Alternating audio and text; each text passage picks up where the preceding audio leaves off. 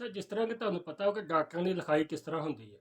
ਸਾਡੇ ਇੱਕ ਨਾ ਸਾहिਵਾਲ ਡਾਕਟਰ ਸੀ ਤੇ ਉਹ ਬੜਾ ਮਸ਼ਹੂਰ ਡਾਕਟਰ, ਤੇ ਮੈਂ ਵੀ ਉਹਦੇ ਕੋਲ ਨਾ ਆਪਣਾ ਇੱਕ ਮਰੀਜ਼ ਲੈ ਕੇ ਚਲਾ ਗਿਆ ਤੇ ਉਹਦੀ ਫੀਸ ਵੀ ਵਾਹ ਵਾ। ਉਹਨੇ ਨਾ ਦਵਾਈ ਲਿਖ ਦਿੱਤੀ।